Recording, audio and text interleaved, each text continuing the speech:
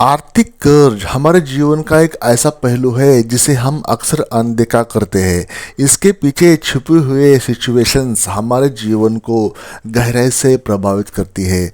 अक्सर हम आर्थिक समस्याओं को केवल बाहरी तौर पर देखते हैं, लेकिन उनकी असली जड़ें हमारे अंदर छुपी होती है।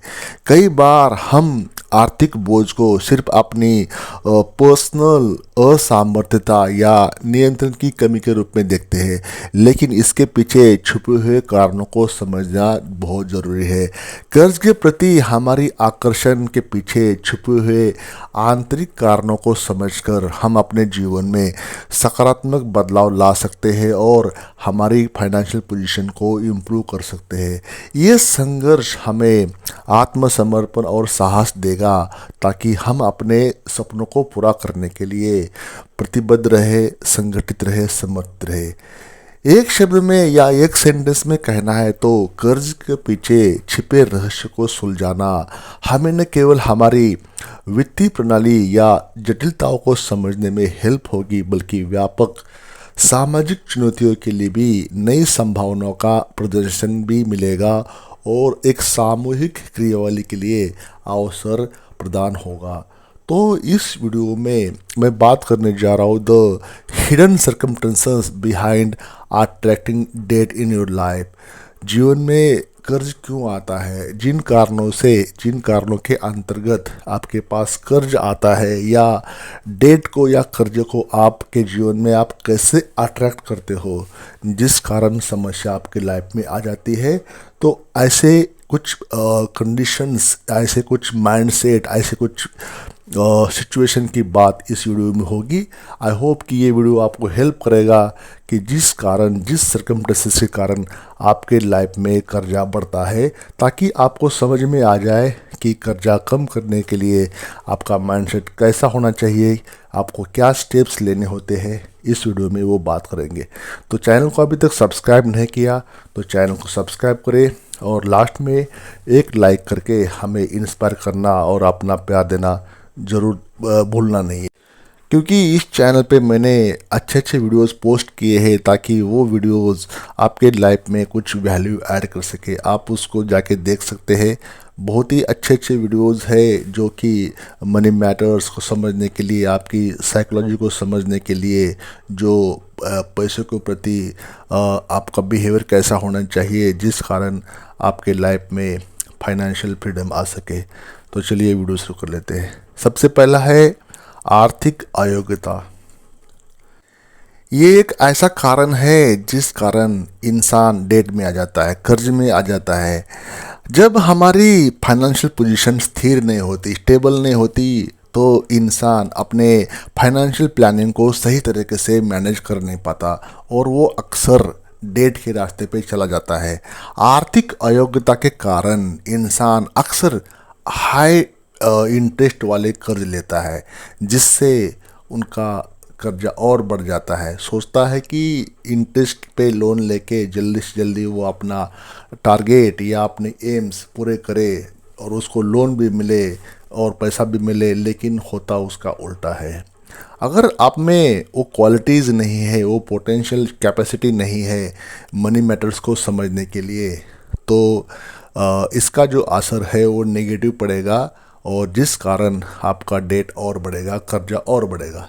नंबर 2 पे है व्यय में अधिकता या एक्सपेंस करने में अधिकता। अक्सर इंसान अपने एक्सपेंस में अधिकता करने के कारण कर्ज को अट्रैक्ट करता है, मतलब कर्ज बढ़ा देता है।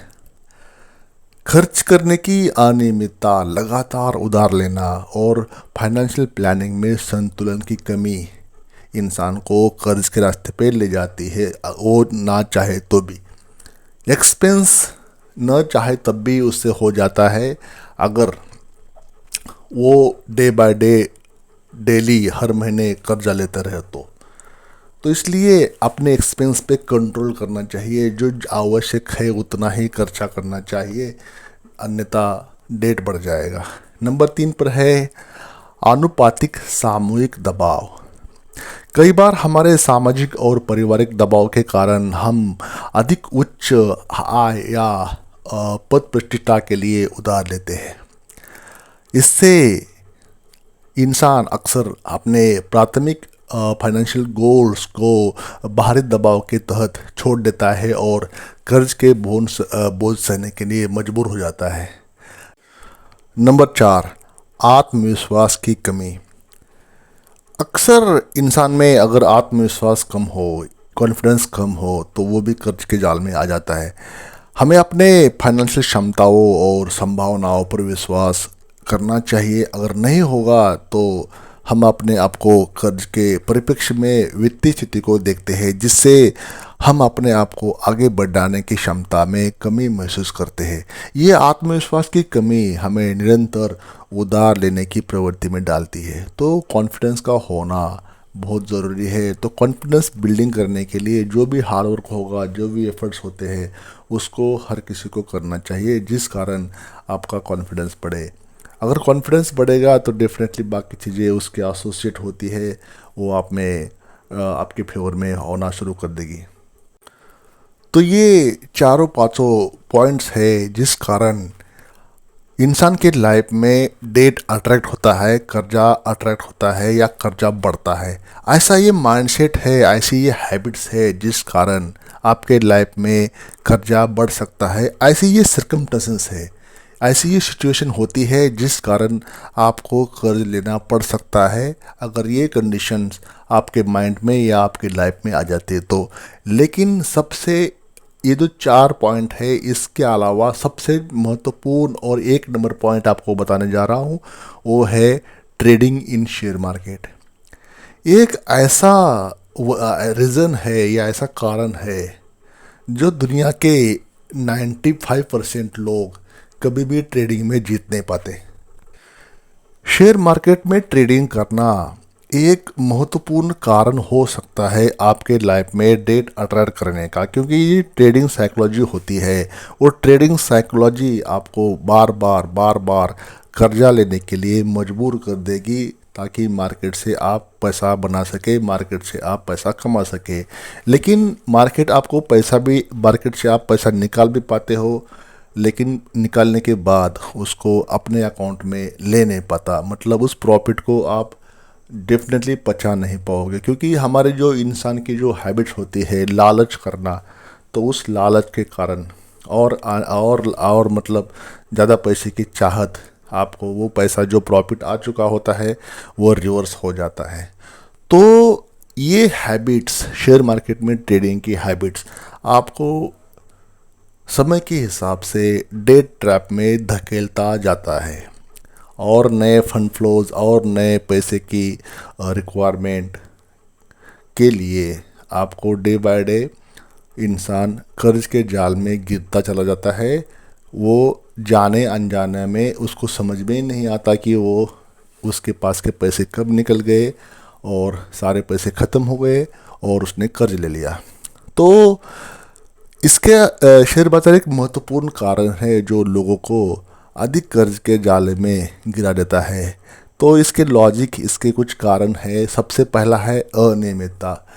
शेयर बाजार की अनियमितता और अनिश्चितता लोगों को अधिक धन को निवेश करने के लिए प्रेरित करती है, लेकिन जब बाजार में गिरावट होती है तो लोगों की आर्थिक स्थिति प्रभावित होती है और वे कर्ज लेने के लिए मजबूर हो जाते हैं। दूसरा है अधिक रिस्क।